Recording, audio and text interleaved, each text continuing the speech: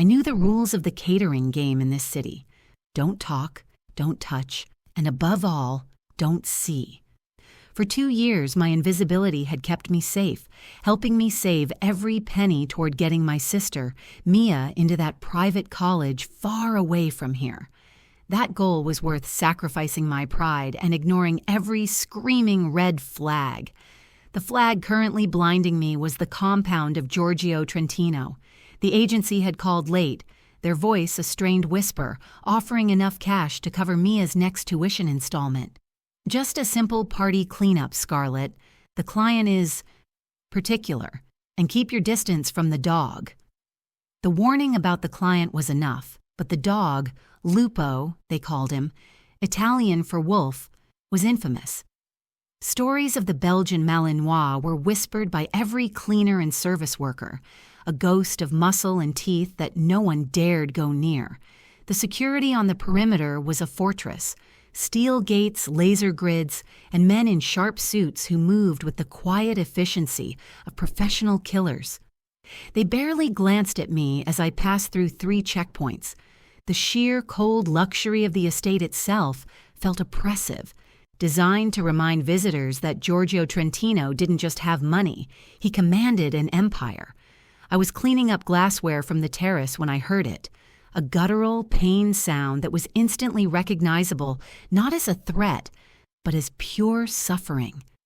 It drew me to the corner of the courtyard where the massive dog was chained to a heavy stone pillar. Lupo's eyes were the color of cold amber, and his low snarl was constant. But beneath the snarl, I saw the blood soaking the fur of his front leg. He was injured, and his handlers had clearly left him to suffer, too terrified to approach. "Leave it, Scarlett," the voice of my own survival screamed. "This is not your problem." But then, Giorgio Trentino emerged from the double doors of the house, a dark, commanding figure. His charcoal suit and severe expression radiated the kind of terrifying power that needed no explanation. He saw me lingering, and his eyes, the kind of intense, demanding eyes that the image showed me, narrowed, confirming the danger. "Waitress," his voice was a low, dangerous rumble of Italian accent. "Get back inside and finish your duties, now." His tone suggested disobedience was not an option. It was a death sentence. But my focus wasn't on him, it was on the dog. I saw the distinctive white tuft of fur on Lupo's chest, the same mark Mia used to try and color with chalk when we were kids. A memory surfaced, the tiny jar of herbal salve my grandmother taught me to make for injuries, a secret remedy I carried everywhere. My internal rules shattered. I ignored the powerful boss, the silent guards, and the gun I could practically feel resting under Giorgio's jacket. I dropped the tray I was holding, which clattered loudly on the stone patio, and moved forward. Giorgio's command to stop was a whip crack, but I was already on my knees next to the growling, terrifying animal. I pulled the small jar from my pocket. Lupo lunged toward me, his teeth inches from my hand. I didn't flinch. I just spoke, not a plea, not a command, but a soft, steady whisper, the kind of voice you use for the deeply wounded. "It's all right, Lupo. I'm going to help you." Then, slowly, carefully, I reached out and gently placed the cool, medicinal salve directly onto the deep gash. The massive, snarling beast, the animal no one dared go near, the creature that symbolized his boss's ruthless violence, didn't bite. He stopped growling, his amber eyes locked on mine, and then, with a heavy exhale, Lupo rested his massive head gently in my lap. The silence from Giorgio Trentino and his men was deafening. I had just risked my life for a $20 tip, and I knew in that terrifying moment of victory that my quiet life was over. The silence was worse than any gunshot. Lupo's heavy head was still resting in my lap, the picture of contentment, but the sight of the Mafia boss, Giorgio Trentino, standing 10 feet away, his posture rigid, his features carved from stone, told me this wasn't over. This quiet was the prelude to an execution. "You," Giorgio's voice was the dangerous kind of soft, cutting through the heavy New York air. "You dared to touch him." My hand, still smeared with the herbal salve, rested on Lupo's massive shoulder. It was the only barrier between life and death. "He was injured," I managed, my voice barely a rustle. "Your men left him to bleed." Giorgio took a single slow step toward me. His dark eyes analyzed me with chilling precision. They weren't angry. They were calculating like a predator studying a strange new prey. "My men," he corrected, his voice hardening. "We're obeying a rule you just shattered, Waitress." He nodded curtly to a guard positioned near the doorway. "Take the dog inside and have her brought to my study, now." The transition from the courtyard to the interior was a blur of forced movement. Lupo whined when the guards carefully detached his chain, but he didn't growl at them. He only nudged my hip before letting himself be led away. His momentary peace was my reprieve. Inside the study, a cathedral of polished mahogany, leather, and implicit violence, Giorgio stood behind a vast desk, looking less like a businessman and more like a king on his throne. "Your name is Scarlett Farrer, 25 years old, works 3 part-time jobs, primary dependent, a younger sister named Mia, whom you are attempting to put through private college." He rattled off my life's fragile details as if reading from a grocery list. "Tell me, Scarlett, how does a waitress from Queens know how to tame a Belgian Malinois trained to be a killing machine? And why do you carry a poultice that smells like a forest floor?" I gripped the strap of my catering apron, suddenly feeling vulnerable and exposed. "I have a specific interest in animals, Mr. Trentino, and Lupo, he just needed help. The salve is a family remedy. It works." He leaned forward, placing his hands flat on the desk. The movement was small, yet it dominated the room. "It works too well.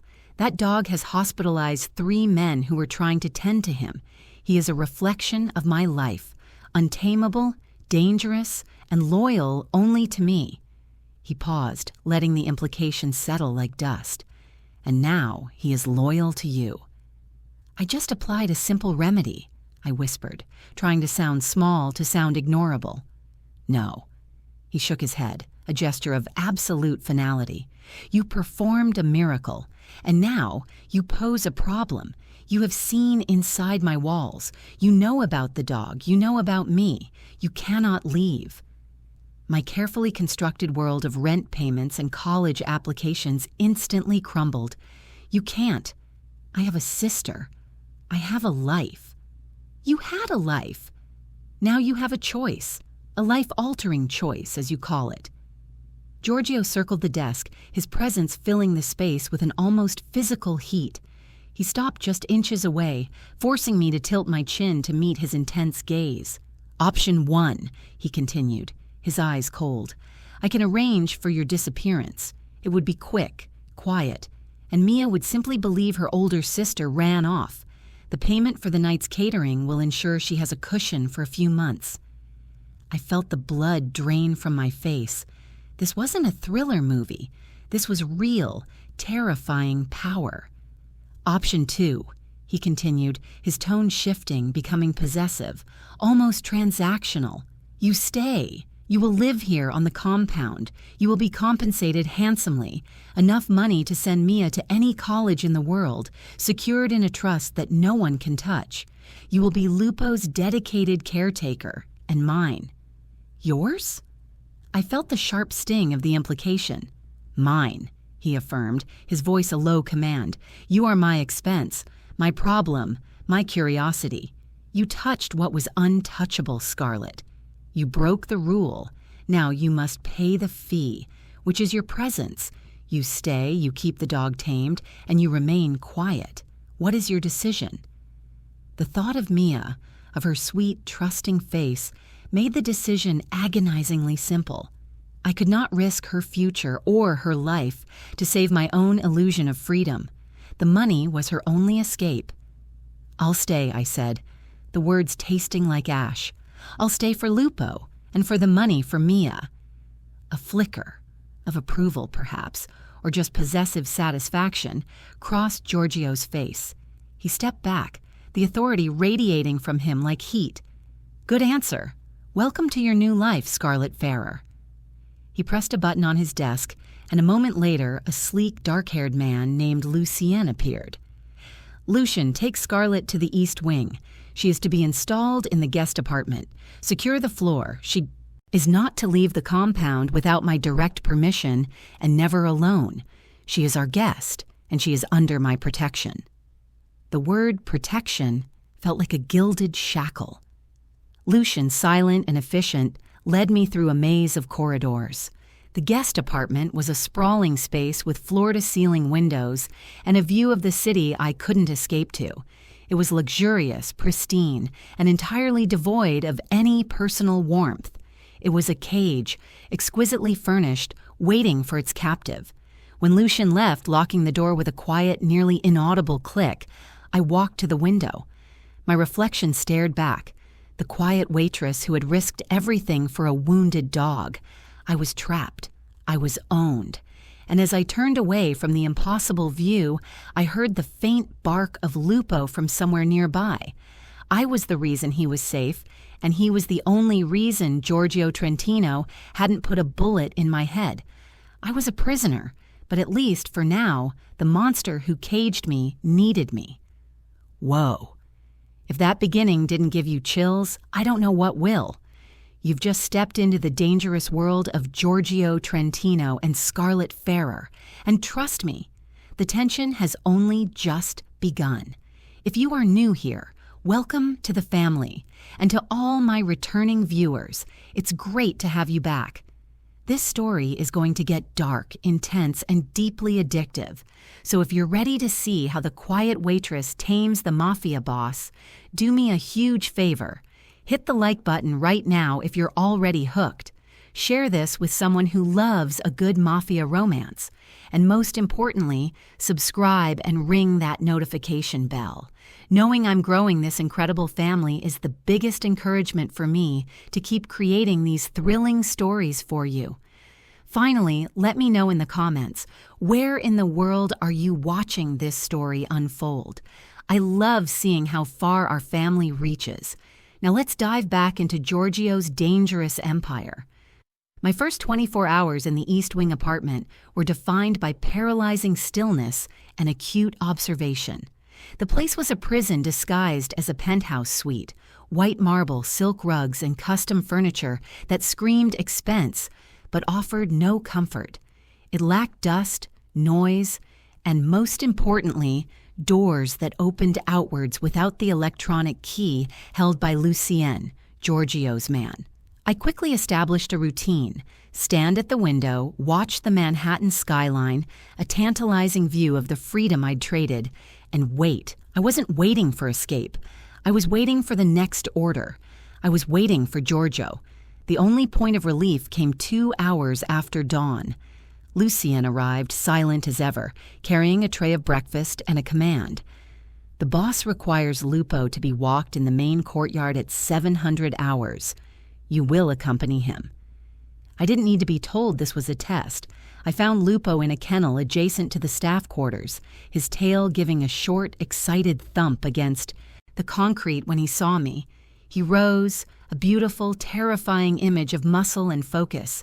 He was all power, but his amber eyes held a deep, familiar intelligence. The cut on his leg was already beginning to close, confirming the strength of the salve. "Okay, Lupo," I whispered, unclipping his lead. "New life, new routine. Don't get me killed." Walking him was an education. He was disciplined, responding instantly to minor shifts in my weight or breath. He wasn't just a guard dog, he was a precision instrument. But when we reached a patch of thick grass, he stopped, nudged my hand, and gently rested his head on my knee, asking for affection. This duality, the controlled aggression and the deep need for tenderness, was instantly fascinating. This routine became my only purpose. Twice a day, I was escorted out with Lupo. The guards kept a meticulous perimeter, but they didn't dare approach. I was the bridge between their boss and the only creature he allowed near him. I was the anomaly. During these walks, I used my time like the quiet observer I'd always been. I started piecing together the invisible life of the Trentino compound. I noticed Lucian, always present, always quiet, but whose gaze missed nothing. I noticed the different types of cars that came and went, categorizing the visitors, the sleek, anonymous black sedans for business meetings, and the flashier, ostentatious sports cars for personal visits.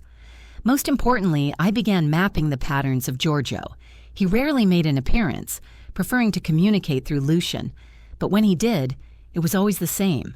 Late morning, near the study, commanding attention without demanding it. He was a force of nature, impeccably dressed, his movements economical, his eyes never leaving a subject until he extracted whatever information he sought.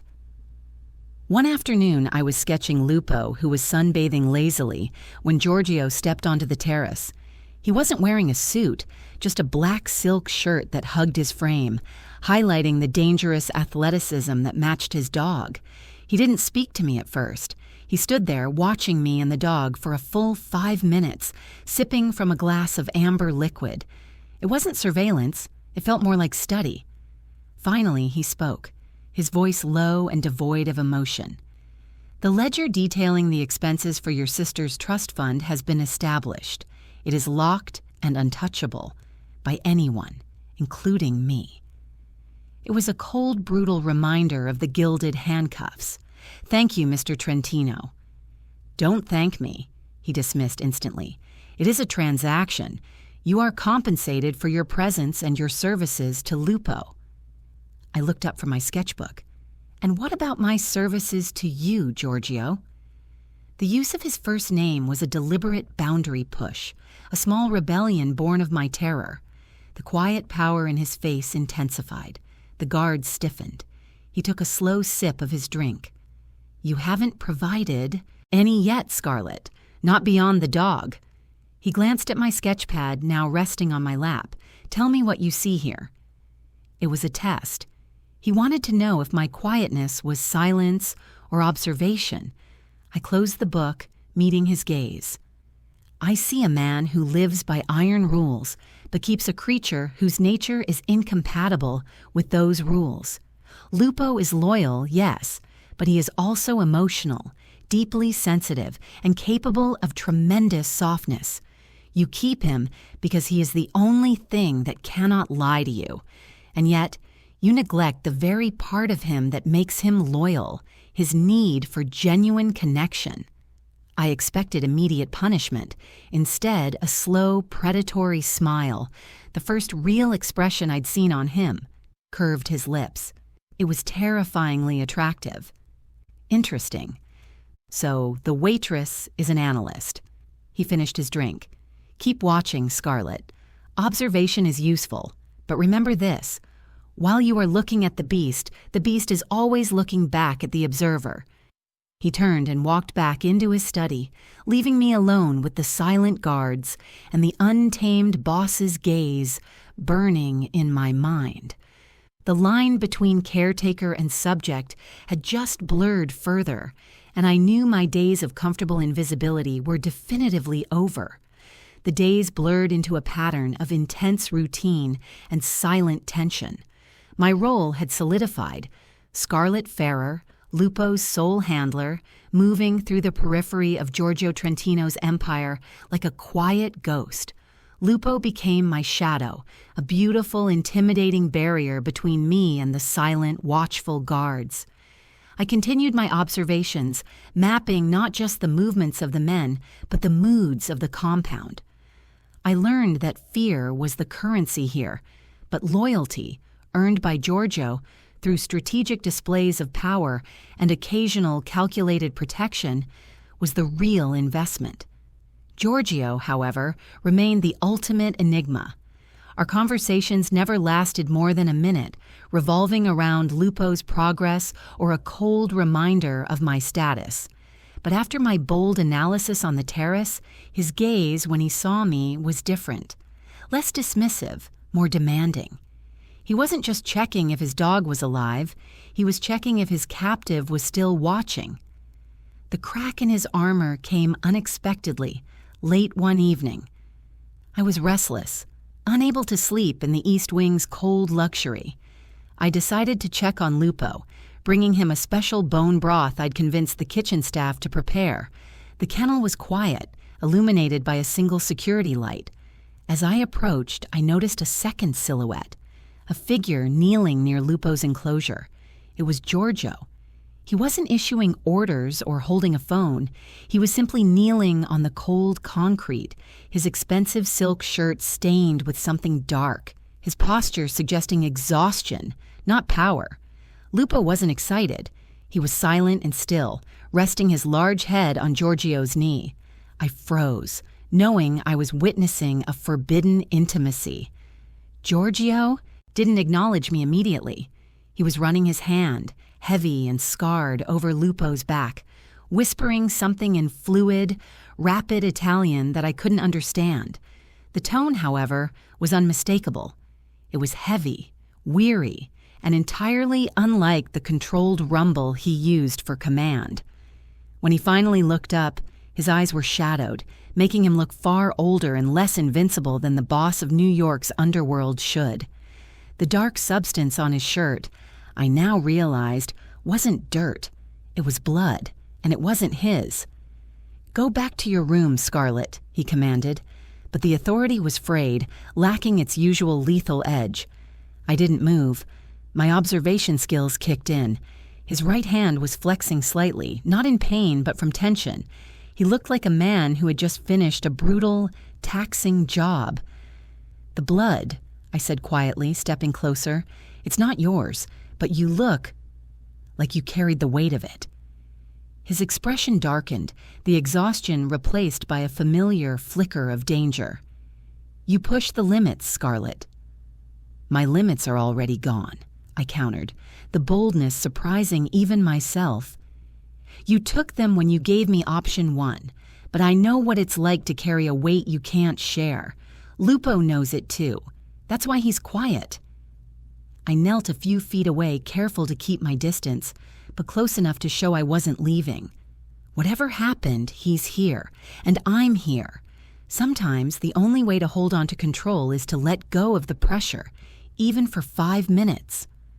Giorgio stared at me, his gaze so intense it felt like a physical touch. He didn't deny the events or threaten me. He simply watched the waitress, the woman he had caged, offer him a moment of quiet, unsolicited empathy. Finally, he sighed, a sound of heavy surrender, and looked back at Lupo. It was an informant. He talked too much. It was messy. He offered no excuse, no justification, just the brutal fact. "Was it necessary?" I asked. I knew the danger of the question, but the vulnerability I had witnessed compelled me. I was testing the depth of the monster. His jaw tightened. In my world, necessary is the only kind of action there is. Necessary actions have necessary consequences. I pressed gently, but if you live only by fear, then every man you command will one day choose to fear someone else more. That's why Lupo is so valuable. He gives loyalty, not fear. I pulled out my small jar of salve, placing it on the ground between us. "You need to clean that cut on your hand before it gets infected. It's a messy business, as you said. The salve is antibacterial." He looked at the small jar, then at my face. This was my ultimate challenge, not running away, but offering care in the face of his brutality. It was a victory of principle over fear. After a moment that stretched into an eternity, Giorgio reached out not toward the jar, but toward my chin. His thumb brushed my skin lightly, possessively, a dangerous promise. "You are reckless, Scarlett Farrer," he murmured, his voice now dangerously low, a new kind of intensity replacing the weariness, but perhaps useful. He snatched the jar, stood up, and looked down at me, the boss once more. "Don't come to the kennel after dark again." Then he disappeared, leaving me kneeling on the cold concrete with a racing heart and the profound, terrifying realization that I hadn't just healed his dog. I had touched the man beneath the monster, and he had allowed it. After the incident at the kennel, the atmosphere in the compound didn't just shift, it pressurized. Giorgio Trentino kept his word and stayed away from the kennel, but his presence, his observation, was felt everywhere. Lucien, usually a silent phantom, now followed me at a greater distance, a clear sign that my status had elevated from prisoner to highly valuable, fragile asset. The tension between us became a low, persistent hum, like the deep bass rumble of an idling sports car. My twice-daily walks with Lupo became the new arena for this subtle power play. I would feel Giorgio's eyes on me from his study window, a dark shadow behind the tinted glass. He wasn't watching Lupo, he was watching me interact with Lupo, analyzing the compassion he couldn't replicate, studying the loyalty I earned effortlessly. The inevitable confrontation occurred 3 days later in the late evening, just as the city lights started painting the massive windows of my apartment. I was startled by the sound of the locking mechanism disengaging. I didn't need to look up to know it wasn't Lucien. Lucien knocked. Giorgio stepped into the apartment. He wasn't wearing his usual armor of suits, but a simple black t-shirt and tailored trousers. It was a calculated move. Stripped of his professional attire, he was pure, raw authority. Lucien reported you were late returning from the last walk, he stated, his voice flat, devoid of question. Lupo was distracted by a scent near the north wall, I replied, standing my ground near the window. He needed a few extra minutes to settle before his dinner. My orders are precise, Scarlett. You do not deviate from the schedule. And the dog's needs are precise, Giorgio. He doesn't adhere to business hours. He didn't move, but the air around him crackled. You mistake your position. You are here to serve my needs, which includes Lupo's obedience and your predictability. I am here because you forced me, I shot back, suddenly tired of the pretense. I am here because of Mia. Don't call it predictability. Call it necessity. And I will not treat Lupo like a machine just to satisfy your need for control. That word, control, was a detonator. He crossed the distance between us in 2 powerful strides. Before I could flinch, his hands were on my waist, pulling me against the unyielding wall of his chest.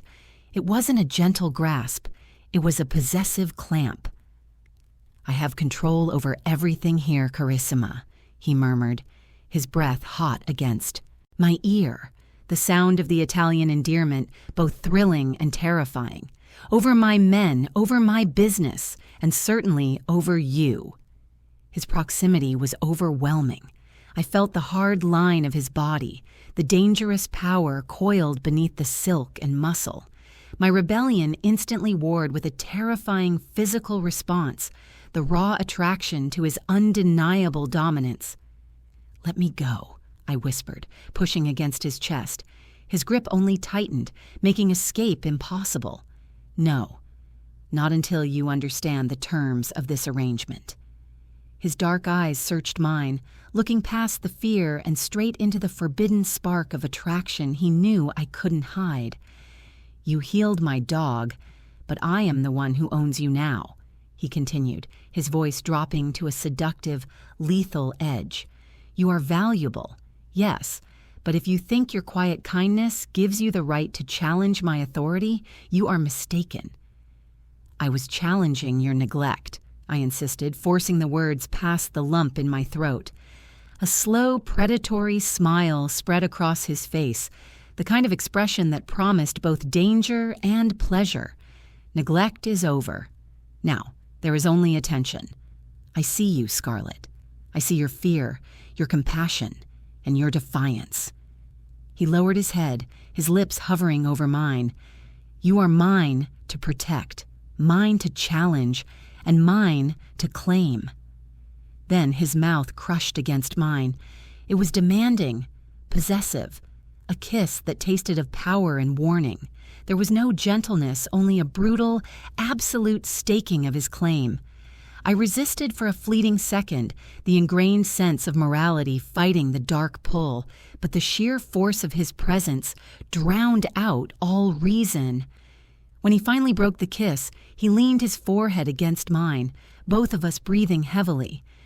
"Understand this, Scarlett Farrer," he commanded, his voice raw. "Your duties are to Lupo, and your obedience is to me. You may challenge my logic, but you will never challenge my power." He stepped back, releasing me instantly.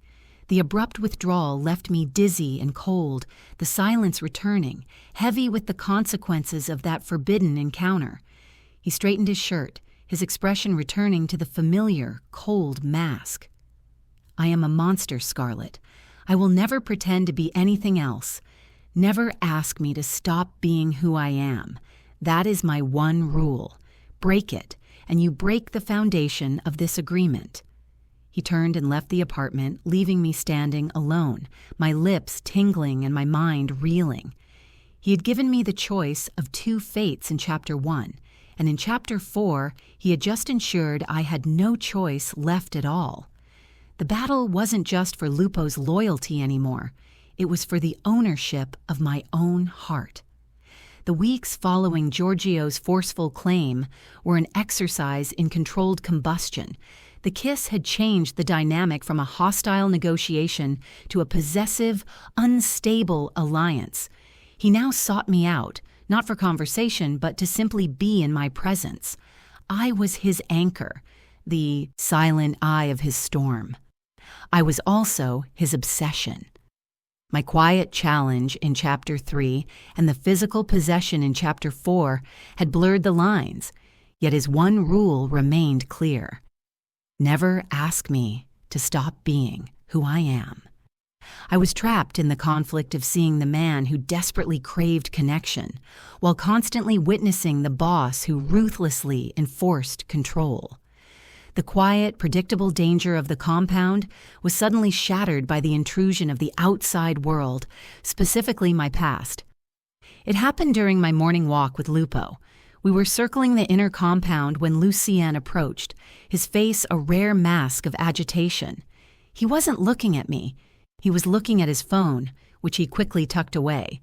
"The boss requires your immediate presence in the study, Scarlett." His tone offered no room for question. When I entered the study, the atmosphere was thick, charged with aggression. Giorgio wasn't seated. He was standing by the panoramic window, his back to me, radiating lethal tension.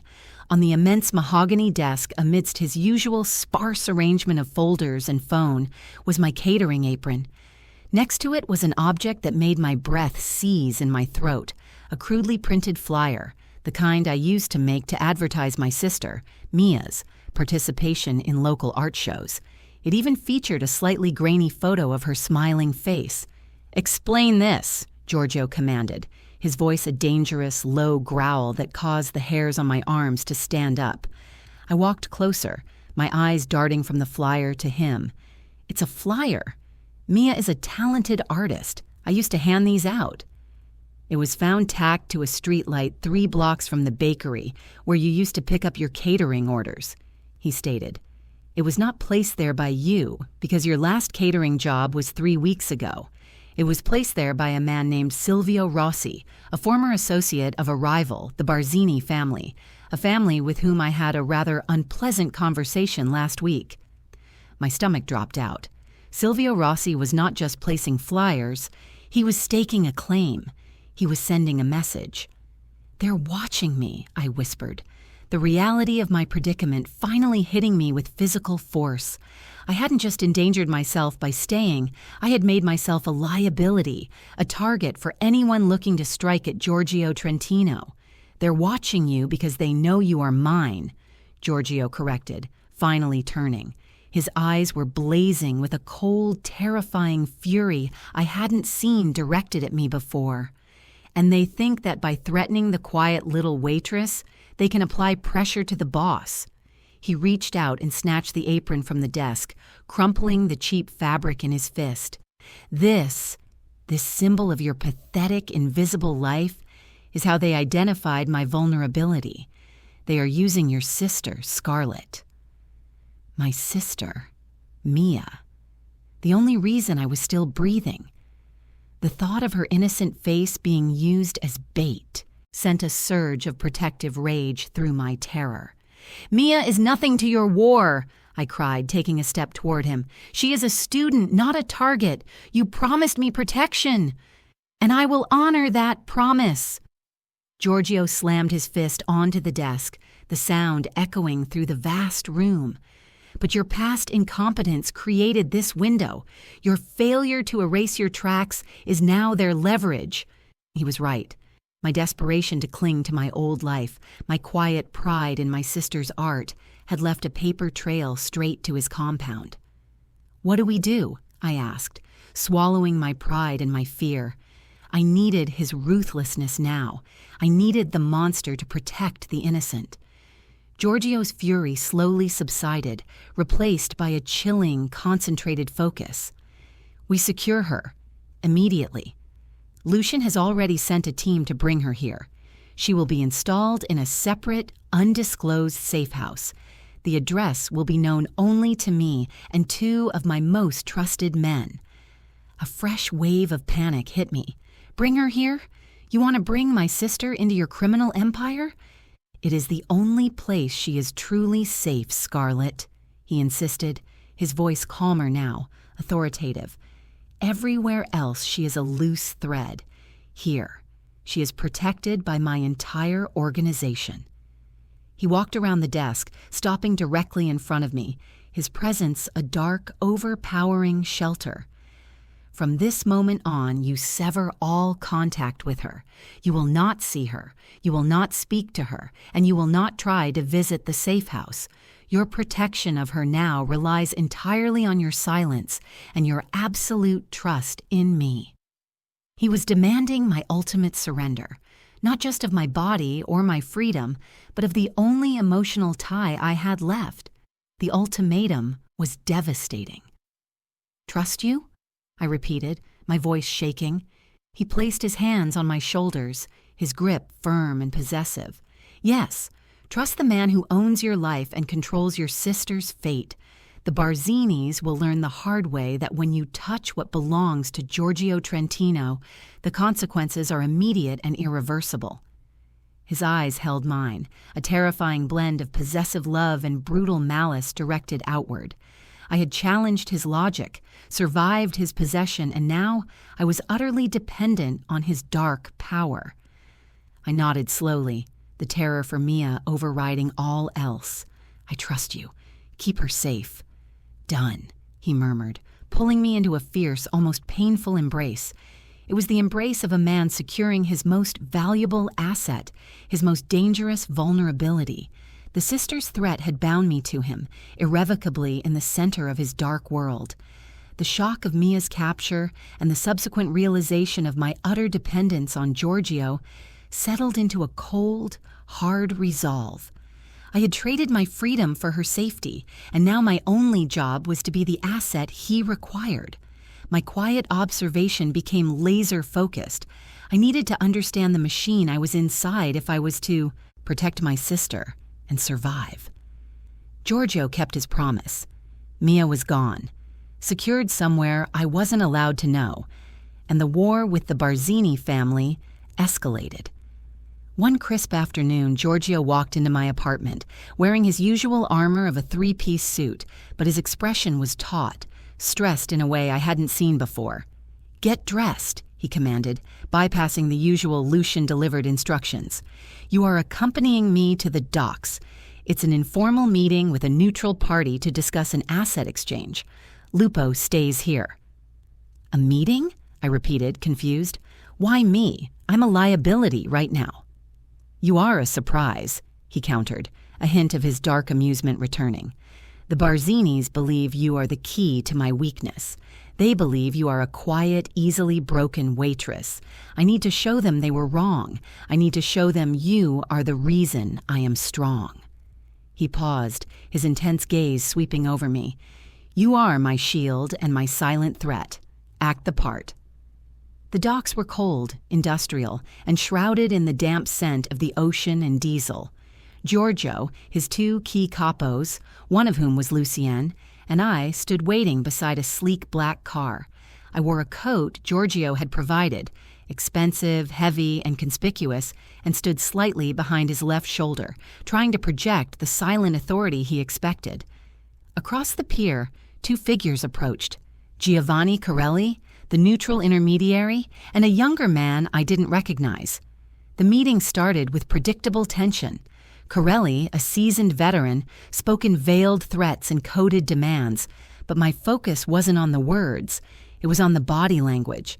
I watched Corelli constantly shift his weight to his left foot, but his eyes kept flicking to the younger man standing 2 steps behind him. The young man wasn't a bodyguard. He was too nervous, too eager to look away, but his right hand kept subconsciously brushing the inside of his suit jacket, not adjusting fabric, but checking the location of something concealed. My quiet, analytical mind, honed by months of observing Lupo and Giorgio's men, screamed, "This isn't an exchange. This is a setup." The young man was the true danger, the distraction, positioned to draw attention away from the real threat. "The terms are non-negotiable, Corelli," Giorgio said, his voice flat and intimidating, preparing to shut down the talk. It was my moment.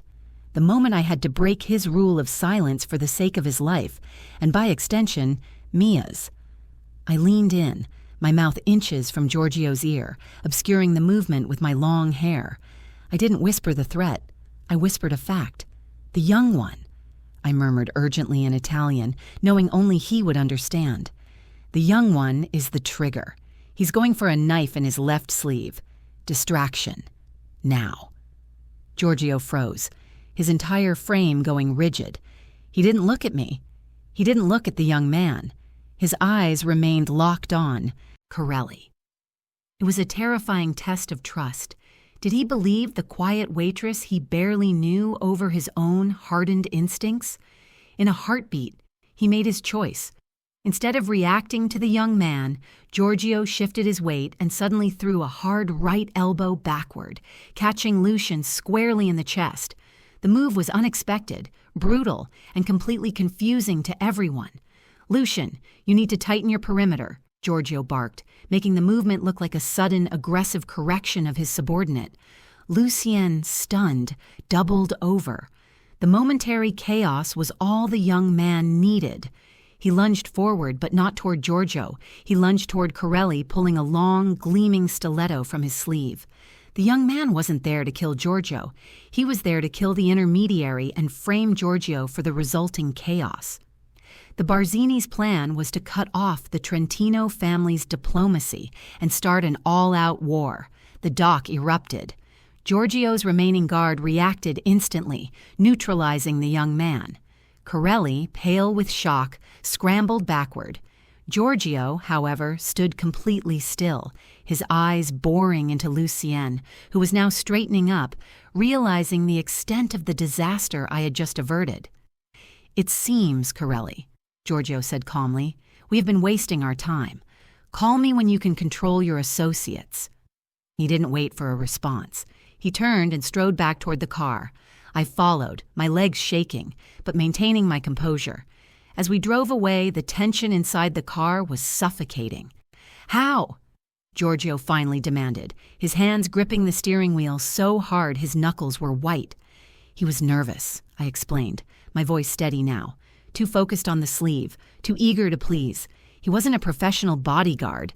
He was a planted weapon. He had the wrong kind of energy. Giorgio looked over at me, his gaze dark and intense. "The wrong kind of energy. You analyzed a trained killer in seconds. You saved me from an act of aggression that would have destroyed a key alliance and triggered open war." He reached over and seized my hand, squeezing it almost painfully. "You are not a shield, Scarlett Farrer," he stated, his voice thick with realization. "You are my eyes, and now you are irreplaceable." I had passed the test of fire. I had proven my worth, not with aggression or loyalty, but with my quiet, observational intelligence. But by saving him, I hadn't earned my freedom. I had simply cemented my value as the most crucial and therefore most protected piece on his board. The successful move at the docks had transformed my relationship with Giorgio. The possessive monster was still present, but he now treated me with a fierce respect, recognizing my value as a tactical asset. I was moved from the East Wing to an apartment directly adjacent to his own study, a clear sign that my proximity was now non-negotiable for his safety. Lupo, of course, was always nearby, a massive, furry testament to our volatile bond. However, the Barzini's setback at the docks only drove them to a more desperate, immediate attack. They had failed to destroy Giorgio's alliances, so they decided to attack the source of his current preoccupation, me. It was late Friday night, hours past midnight. I was awake sketching Lupo sleeping at the foot of the couch when the estate's high-tech security system began to shriek, a deafening, frantic noise that signaled a full-scale breach. Before the sirens had even faded, Giorgio burst into my apartment, fully dressed, his face a mask of cold fury. He wasn't armed, his men were trained to handle the perimeter, but his presence was the most dangerous weapon in the room. "Get up, Scarlett," he commanded, grabbing my arm. "Barzini, they breached the secondary perimeter. They're coming for the house. They're coming for you." He pulled me out into the corridor just as several heavily armed men, not Giorgio's guards but strangers in dark tactical gear, began pouring up the main staircase. "Lucienne!" Giorgio roared into his headset. "Seal the north wing! Evacuate everyone else! Find me a way out!" The exchange was impossible. We were caught in the main hallway, a bottleneck of marble and glass. Giorgio pushed me back, drawing a silenced pistol from the small of his back. "Stay behind me, don't move." Just as the Barzini soldiers advanced, Lupo, who had been guarding the door, let out a terrifying, deep-chested roar. He launched himself into the fray, a blur of muscle and teeth, momentarily confusing and disrupting the attackers. But the assassins were prepared. One of them leveled a shotgun, not at the dog, but at the low concrete planter nearby, scattering shrapnel. Lupo cried out, a sound of profound pain that broke my heart, and crumpled to the ground. "Lupo!" I screamed, tearing myself from Giorgio's grip and ignoring the automatic weapons firing around us. I scrambled to the dog's side. The shrapnel had torn a bloody gash across his flank. He was trying to rise, whining, but the injury was severe. Giorgio, distracted by my move, was forced to use his body to shield us both, firing rapidly to cover our position. "Scarlett, no, get back, he's too heavy, we have to move." "I won't leave him." My training, my protective instinct, overrode all sense. I ripped a strip of fabric from the silk curtain nearby, pressing it hard against Lupo's wound. "We can't go down the stairs, they have them blocked. We need to go up, to the roof." Giorgio was firing, his focus divided between protecting me and fighting the attackers. "The roof access is blocked. It's a dead end." "No, it's a vantage point. They'll never expect us to run up." I pulled Lupo's massive head into my lap, whispering reassurances in Italian. "We go up. I'll get him moving. You clear the path." Giorgio looked at the sheer impossibility of the situation. A massive, injured dog, a frantic waitress, and enemy forces closing in. But he had seen my quiet, tactical genius once before. He trusted the eyes he had claimed. "Lucienne, seal the stairs," Giorgio barked into his mic. "We're going to the roof. Prepare a cleanup crew and get a helicopter ready." He kicked open a nearby supply closet, grabbed a heavy fire extinguisher, and tossed it into the face of the lead attacker, buying us 3 critical seconds. "Hold on to Lupo and stay low," Giorgio commanded, seizing Lupo by the harness with one hand. It was a desperate, chaotic retreat. We hauled the massive dog up a secondary service staircase, Giorgio clearing the path with ruthless precision, and me urging Lupo forward, my hands soaked with his blood. We reached the roof, slamming the heavy steel door shut behind us. We were exposed, illuminated by the city lights, but for a moment, safe. Giorgio knelt beside us, checking Lupo's wound and my safety in one fierce motion. He was breathing heavily, his eyes blazing with adrenaline and possession. "You saved him again," he muttered, his voice ragged. Why did you run toward the dog? You put my entire operation at risk." "He's the reason I'm here," I countered, checking Lupo's breathing. "He's the one who needs loyalty, and they hurt him because they knew he was the only way to get to your soft spot. They hurt your loyalty." My fierce counter-argument struck him hard. The attack was not just on his compound or his life. It was a psychological attack on the one thing I had taught him to value. "Lucien is 3 minutes out," Giorgio stated, rising to his full height and scanning the neighboring rooftops for further threat. "We are extracting, but first we send a message." He looked down at me, his eyes dark with purpose. "You wanted me to fight strategically, not vengefully. Tell me, Scarlett, what is the smartest way to show them the full price of touching my assets?" I looked at the vulnerable, injured dog, at the brutal, protective man, and at the blinking red lights of the incoming helicopter. My decision was cold, ruthless, and entirely motivated by my need to protect Mia. "Don't kill them now," I said, meeting his intense gaze. "Let them escape the building thinking they failed. But you know their weaknesses. You know their families. You don't take their lives, Giorgio. You take their world." A slow, chilling smile spread across Giorgio's face, the smile of a true predator who had just been handed a better weapon. "Brilliant, Carissima," he whispered, hauling me up. "That is why you are irreplaceable." The sound of the helicopter blades grew deafening as the monster and his quiet asset, both covered in blood and adrenaline, prepared to escape the inferno they had narrowly survived. The helicopter extraction was a blur of noise, speed, and emergency medical care. Lupo was stabilized by a specialized medic who met us on the roof, and we were whisked away to a location far more secure than the compound, an underground, soundproof bunker disguised beneath a warehouse on the edge of the city. The next morning, the adrenaline crash was immediate. I was in a sparse, high-tech bedroom while Lupo rested comfortably, hooked to an IV in the adjacent medical bay. The air was heavy with the stench of smoke and gunpowder, a stark contrast to the sterile environment.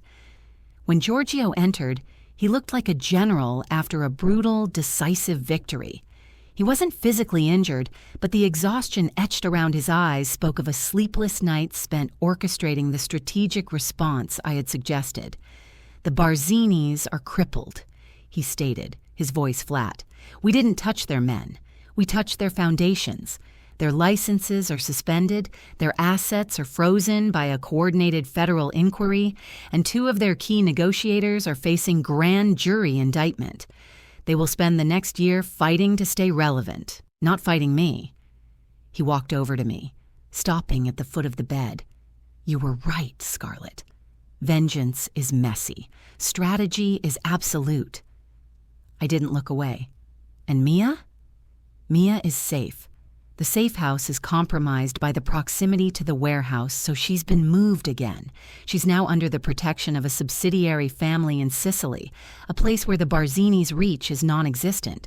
She is studying, she is safe, and she is entirely off the board." He stared at me, his gaze piercing. "You still can't contact her." I closed my eyes, the cold, hard bargain solidifying in my soul. She was safe, but utterly inaccessible. "This life," I said, opening my eyes to meet his, "this constant running, the blood, the fear, it costs too much, Giorgio. It cost Lupo a wound, it cost you a compound, and it cost me my only family connection. Your method is broken." He bristled instantly, the monster rising to challenge the criticism. "My method made me untouchable. It kept me in power." "It makes you a target," I countered, standing up, my own exhaustion fueling my argument. "It makes you predictable. The only reason the Barzinis thought they could attack was because they believed the rules, that the Mafia boss is only motivated by fear and violence. They went for the Waitress because she represented the one thing you didn't protect with violence: loyalty." I stepped closer to him, forcing him to confront the consequence of his choices. "You keep saying I'm your asset. I am. But my value isn't in my obedience. It's in my ability to see the world you ignore. You want to be untouchable? You stop being the mafia boss everyone expects. You stop relying on fear, and you build something real, something legitimate. The sheer audacity of my demand, telling the king to tear down his kingdom, should have earned me a bullet. Instead, Giorgio looked away, his jaw working as he wrestled with the truth of my words. He was silent for a long moment, the silence of a man facing a monumental choice. When he finally looked back at me, the fire was gone, replaced by a terrible, beautiful surrender. "The Corelli meeting," he murmured, referencing Chapter 6. "You saved me and you gave me the Barzini's fate. Now you ask me to give up my identity." "I'm asking you to protect it," I corrected. "Protect the man who cares for a wounded dog and who wants the woman who heals him. You can't be both a legitimate force and a criminal liability. The world is closing in, Giorgio. You have to choose." He walked past me, into the medical bay, where Lupo lifted his head slightly and whined a soft greeting. Giorgio knelt, running his hand over Lupo's bandage, the same way he had done that night in the kennel. "You won," he stated, looking up at me, his eyes dark with the weight of the decision. "The criminal empire ends now. I will not compromise the safety of the two things I value most, you and this dog, for a legacy built on blood money." He stood and faced me, the finality of his choice echoing in the sterile room. "I will maintain the network, the power, and the loyalty, but I will start liquidating assets, legitimizing investments, and building a foundation that is legally ironclad. It will be slow, it will be messy, and it will require every single ounce of strategic intelligence you possess."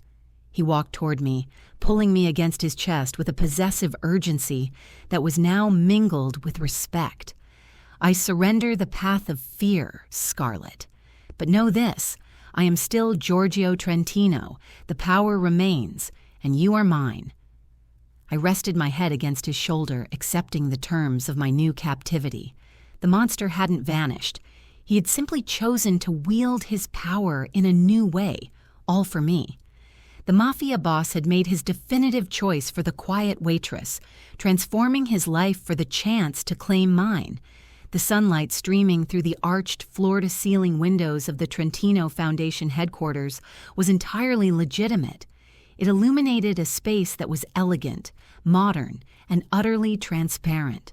There were no shadows here, no hidden doors, only the hum of finance, the focused click of keyboards, and the quiet authority that had replaced fear. I stood beside a large monitor, reviewing the architectural renderings for the new European expansion. My hair was longer, no longer pulled back in a utilitarian ponytail, and I wore clothes that were chosen for command, not invisibility. I was no longer the quiet waitress. I was the chief strategist and, unofficially, the moral compass of the now global, fully legitimate Trentino organization. The man who entered the office wore a suit that cost more than my old apartment, but his presence no longer radiated tension, only concentrated power. Giorgio Trentino was still the boss, but his kingdom was now built on international investment and loyalty, not criminal enterprise. "The Basel merger is finalized," he said, his voice crisp. "The assets are clean. Your projections were accurate as always." "Of course they were," I replied, turning to him, a faint, genuine smile touching my lips. "It's easy to predict success when the business model isn't reliant on constant conflict." He walked toward me, his hand settling possessively on my lower back, a gesture that had become routine, a constant reminder of our volatile, unbreakable connection. "The new foundation has secured its first $100 million grant," I continued, moving on to the topic closest to my heart. "The funds are earmarked for the animal sanctuary expansions in Miami and Boston. We close on the Florida property next week." Giorgio nodded, his eyes full of that familiar, possessive approval. "You're building an empire, Scarlett, a clean one. The old men in the city call it madness. They call it weakness." "Let them," I countered, leaning into his strength. "They fight for territory. We fight for permanence." The door opened then, and the reason for the permanence entered, trotting happily. Lupo was fully healed, wearing a custom-made service vest, and now served as the company's unofficial mascot and my personal, highly protective shadow. He was calm, balanced, and perfectly loved. He walked directly to my side, nudging my hand for affection, then settled patiently at my feet. "The Barzinis are still trying to sell off their scrap metal yards," Giorgio noted, a ghost of the old ruthlessness in his tone. "Your strategic dismantling worked perfectly. They have nothing left." "They chose fear," I said simply. Giorgio looked down at me, his intense gaze softening. "I chose you." He was about to pull me in for a forbidden moment of affection when the door opened again. It was Mia. She was dressed in professional clothing, carrying a portfolio, looking confident and happy. She wasn't just a college student anymore. She was a valued, if highly compartmentalized, employee of the Foundation's creative marketing division. She hadn't seen the old world, only the new one. "Giorgio, Scarlett, the designs for the annual gala invitations are ready," Mia said, her voice bright. She hesitated for a split second, recognizing the intensity of their physical proximity. "Mia, is your flight confirmed for the weekend?" Giorgio asked, effortlessly shifting from boss to protective brother-in-law. "Yes, the Sicily team is expecting me. I'm looking forward to painting the coast." Mia smiled at him warmly, a smile based on respect and security, not fear. The Sicily office was the very place Giorgio had hidden her during the war, a detail she never knew. The ultimate testament to his choice was that his protection had become so absolute, it was now simply called opportunity. Mia left and Giorgio finally pulled me close, ignoring the glass walls and the legitimacy of the office. "She is safe," he murmured, his voice thick with satisfaction. "You built this. You married a woman who reorganized my entire life, costs me millions monthly in legal fees, and regularly argues with me in front of my associates." His arms tightened around me. "I've never been happier." "Good answer, mio re," I whispered, using the Italian term for my king. I kissed him, a kiss that was a confirmation of loyalty, not a payment of debt. Lupo stirred at the edge of the room, his eyes tracking us with what could only be described as satisfied guardianship. The waitress, the boss, and the dog who had brought them together, an unlikely family, an unbreakable bond, and a love story that proved sometimes the most dangerous thing you could do was choose to heal the monster. If this story of ultimate surrender, forbidden love, and the triumph of compassion moved you, there are a few things you can do to help our family grow. Hit that like button to show your love for Scarlett and Giorgio's unbreakable bond. Subscribe and join our community. Don't miss out on the next thrilling story we bring to life. Share this video with a friend who deserves a powerful, addictive romance today. Most importantly, let me know in the comments, what was the most shocking moment for you? Was it when Scarlett first touched Lupo, or when Giorgio chose loyalty over his old life? Thank you for watching and supporting our channel. Until the next impossible love story, stay safe